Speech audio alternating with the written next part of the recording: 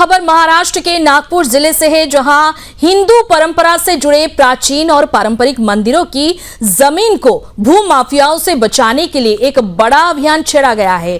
वास्तव में पिछले कुछ समय से शिकायतें बढ़ रही थी कि कई मंदिरों की करोड़ों की जमीन को कुछ लोग अवैध तरीके से हड़प रहे हैं और प्रशासनिक अधिकारियों की मिली भगत से इस जमीन को बेहद कम दामों पर बेच दिया जा रहा है। इसी गंभीर मुद्दे को उठाने के लिए आज कई मंदिर और धार्मिक संगठनों ने मिलकर एक सामूहिक कदम उठाया है। दरअसल नागपुर जिले और उसके विभिन्न तालुकों में स्थित मंदिर महासंघ और कई अन्य मंदिर और आज दोपहर जिलाधिकारी कार्यालय में पहुंचकर संबंधित तहसीलदारों को मुख्यमंत्री देवेंद्र जी फडणवीस और उप मुख्यमंत्री एकनाथ शिंदे के नाम एक महत्वपूर्ण ज्ञापन सौंपा है। ये ज्ञापन मंदिर संपत्तियों को भूमाफियाओं से बचाने के दिशा में एक ठोस कानूनी ढांचे की मांग करता है। ज्ञापन में साफ तौर पर कहा गया है कि राज्य में भूमि हड़पना विरोधी अधिनियम को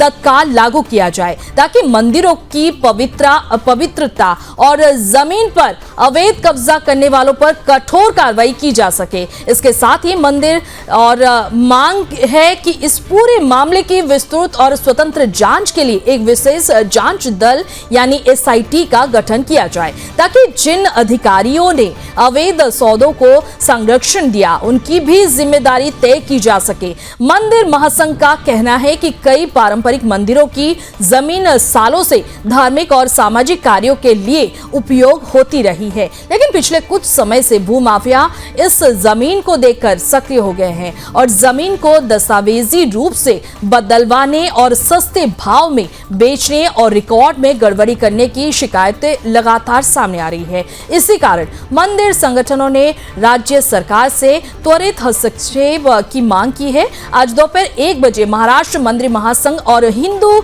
जन जागृति समिति की ओर से राज्य स्तर पर भी यह ज्ञापन सौंपा गया है। इसके अलावा ये ज्ञापन जिले के पालक मंत्री चंद्रशेखर बावनकुले, विधायक श्री कृष्णजी खोपड़े और अन्य विधायकों को भी सौंपा जाएगा ताकि इस मुद्दे को विधानसभा और राज्य के उच्च स्तर तक पहुंचाया जा सके। मंदिर का स्पष्ट कहना है कि यदि भूमि हड़पना विरोधी अधिनियम जल्द लागू किया जाता है तो केवल अवैध कब्जे रोके जा सकते हैं, बल्कि मंदिरों की परंपरा, विरासत और धार्मिक महानता को भी संरक्षित किया जा सके।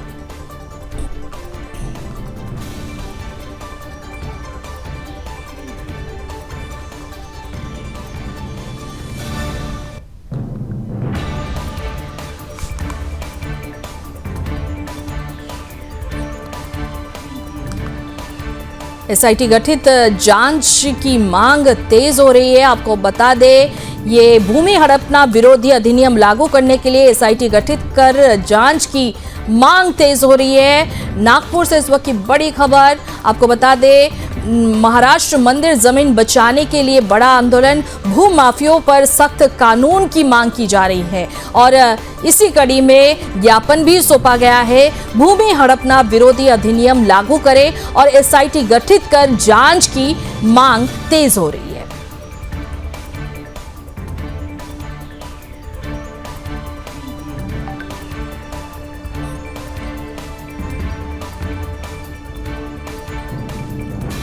मंदिर बचाने के लिए महा आंदोलन, आपको बता दें